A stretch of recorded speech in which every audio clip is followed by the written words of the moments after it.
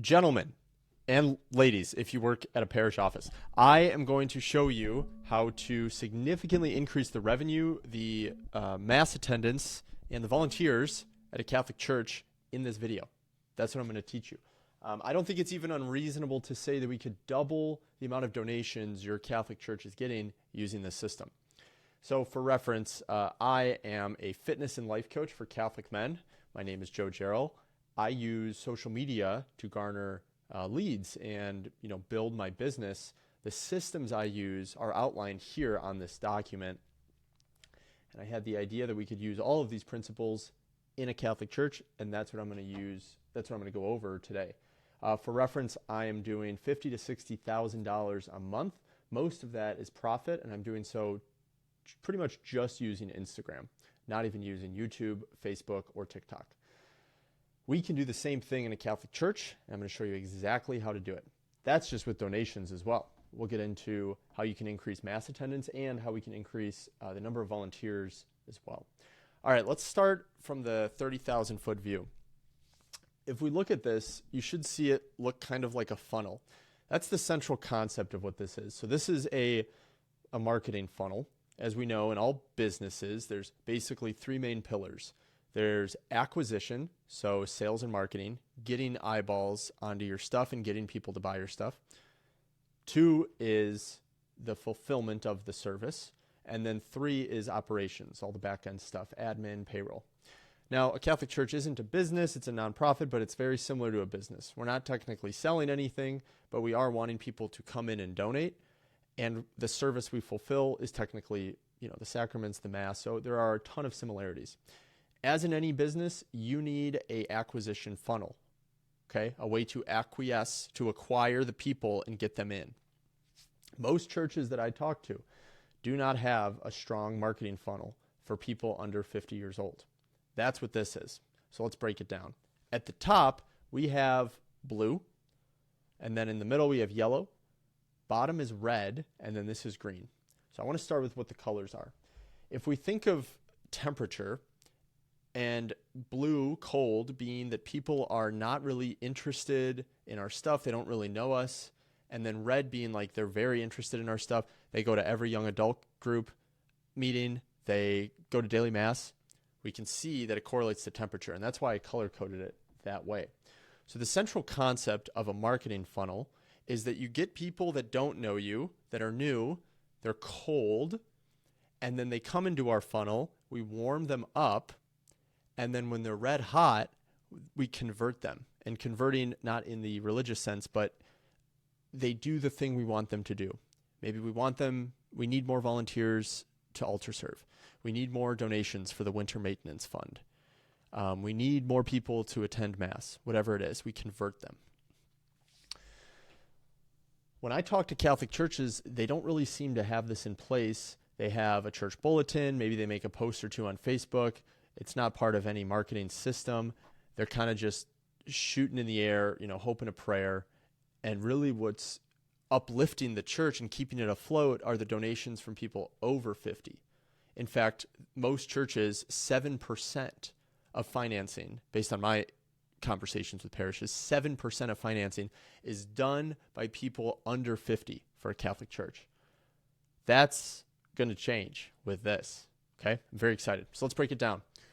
If you want to think about it, top is how to get eyeballs, middle is how to warm people up, and red is how we get them to do the thing we want them to do.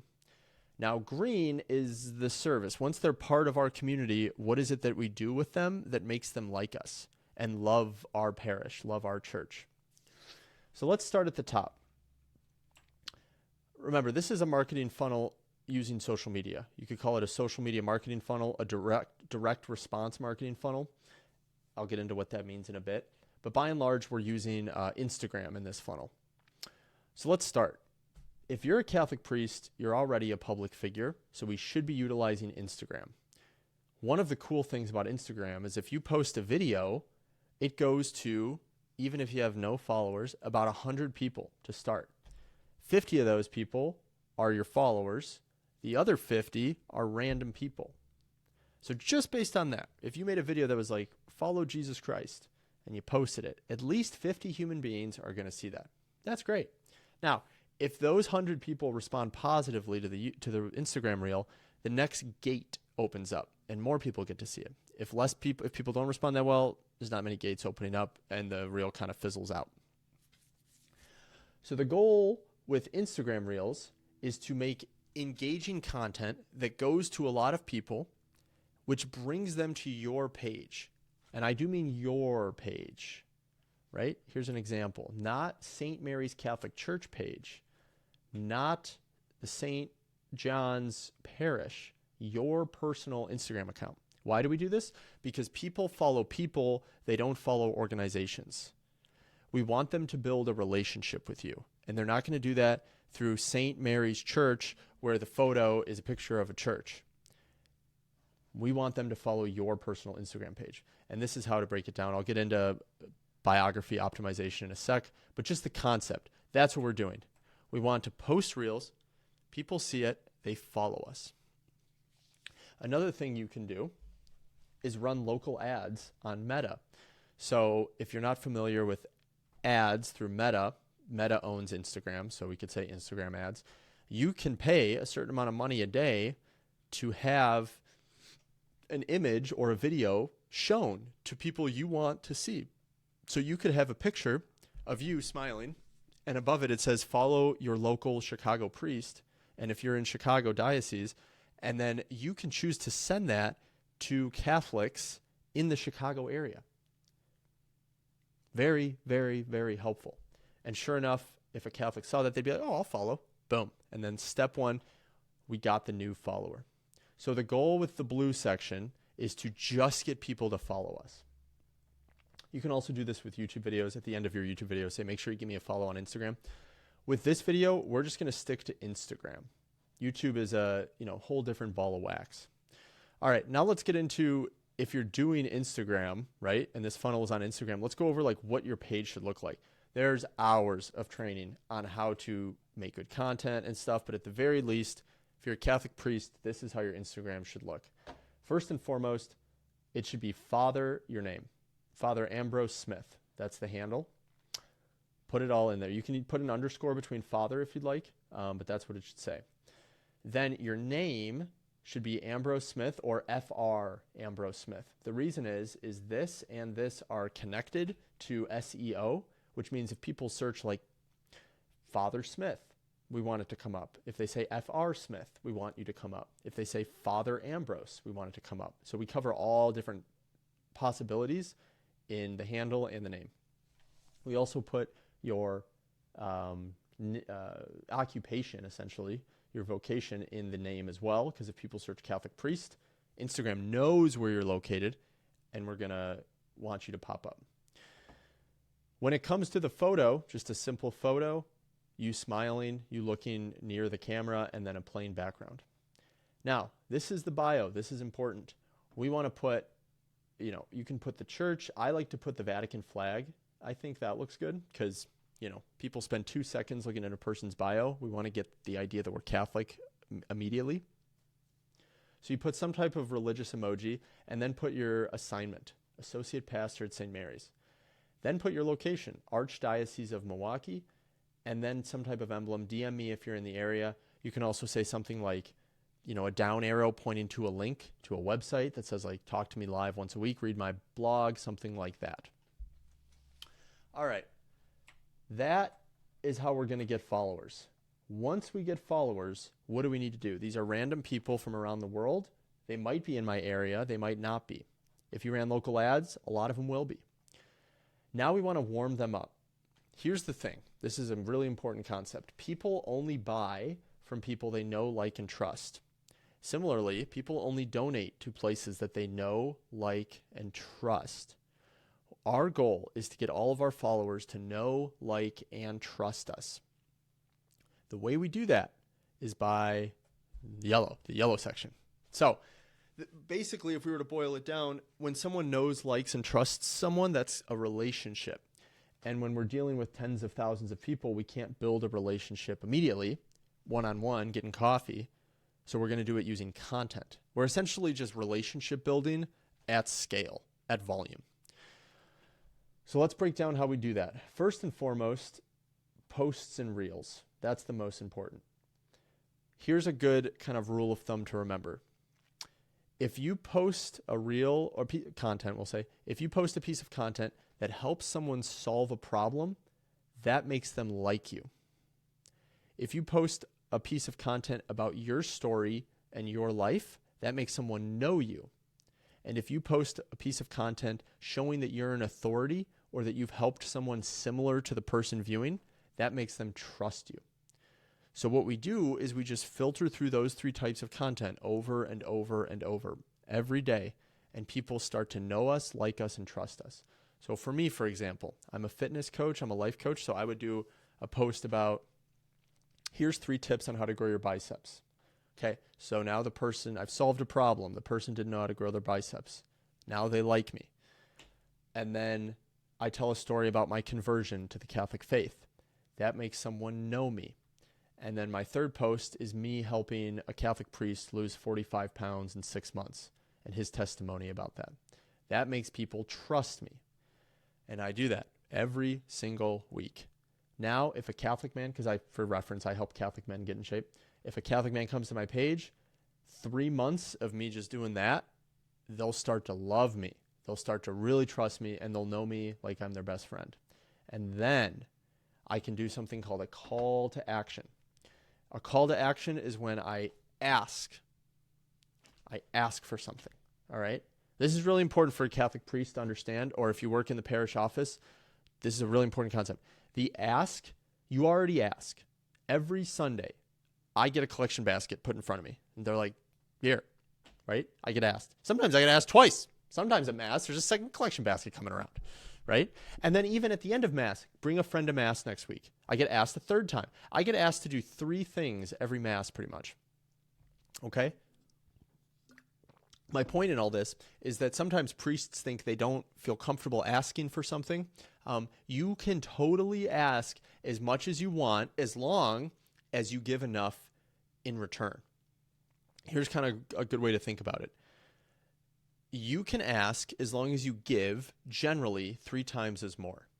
And you'll notice with my content, I do this. I'll post maybe 8 times a week, and I'll ask twice or 3 times. I'm looking for 5 Catholic men who want to get in shape. Who's interested? Okay, that's an ask. I'll post that on my story or post a reel. But then I'll give like 3 or 4 pieces of content. Here's my story about converting. Here's why I fell in love with fitness. All this stuff. Boom, boom, boom. And then, I'll ask again. Basically, the reason this happens is because when you give value, it increases a goodwill meter with the person. Now, when you ask, it decreases a goodwill meter. So as long as you have enough goodwill meter filled up, you can ask. We know this is true because every social media platform follows this. There's a famous book called Jab, Jab, Jab, Right Hook. It explains this concept in marketing. You can give, jab, jab, jab, and then the right hook, and you make the ask. So it's about a 3-to-1 ratio. If you open up your phone right now and go to Facebook and you scroll, every 3 posts, maybe every 4 posts, you'll see an advertisement. They gave, and then the ad. Give, ask. So if you gave good content all week, you're more than welcome to make an ask. This is how we make asks on social media. We post on our Instagram story, looking for help to serve food at the women's shelter tomorrow. And then we have a poll and we see who votes. Or if you want altar servers, looking for 2 altar servers for the 7:30 a.m. Mass this Sunday. Boom. 3 polls, 3 options. 3rd, looking for a home parish in Detroit. Maybe you want more people to attend Mass. I am actually. Nope. Okay. Now, if you want finances, you want more donations, you could have one that says, anyone want to help out with our Marian statue project? Anyone want to help fund the Marian statue shrine? Something like that.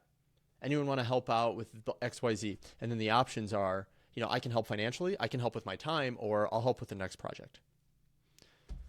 The power in this is unimaginable, because if I were to make an ask right now on my story, it says, I'm looking for 5 Catholic men who want to get in shape, and I put like the 3 options are like, heck yeah, or maybe, I need to learn more, and 3 is like, heck no, the heck yeah will get hundreds of votes, literally 300 to 400 votes. The people that are like, I want to buy your program. That's the power in this is so great. It's why Word on Fire is doing 15 million a year. Okay, so you post that on your story. Now you have a bunch of votes of people doing the thing that you want. Once you have that, now you can go into your Instagram DMs and you can message them. So I have an example here. Let's kind of recap before I get into that.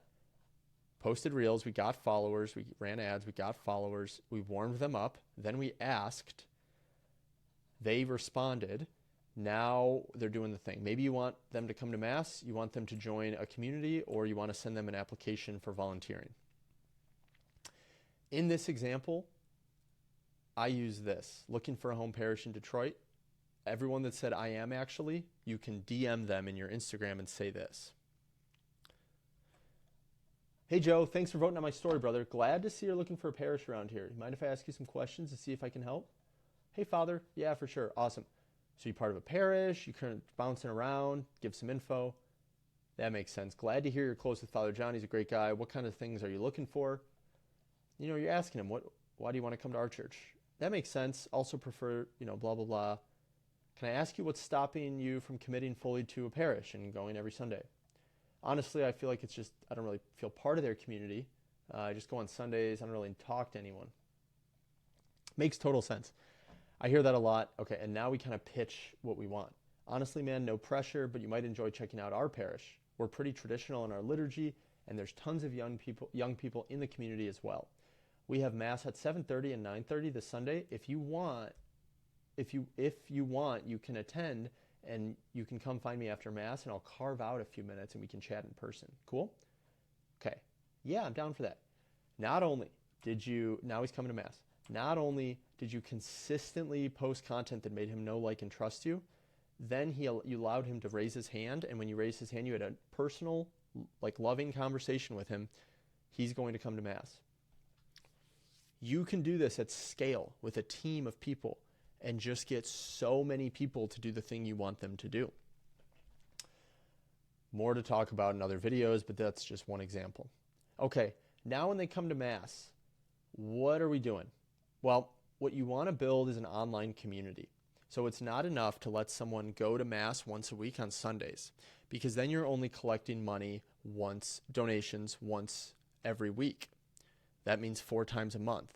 We want to collect donations every single day of the month, right? The way we do that is by an online community. And you can have a free online community where you have group calls, community, you do gifts, there's courses, all this fun stuff. You have guest speakers come in, and then that's free. And then if they want to join the next level in the community where it's a little bit more personalized, right? You're in there more as the priest. You're doing Q&A with them, helping them out, maybe giving reflection once a week.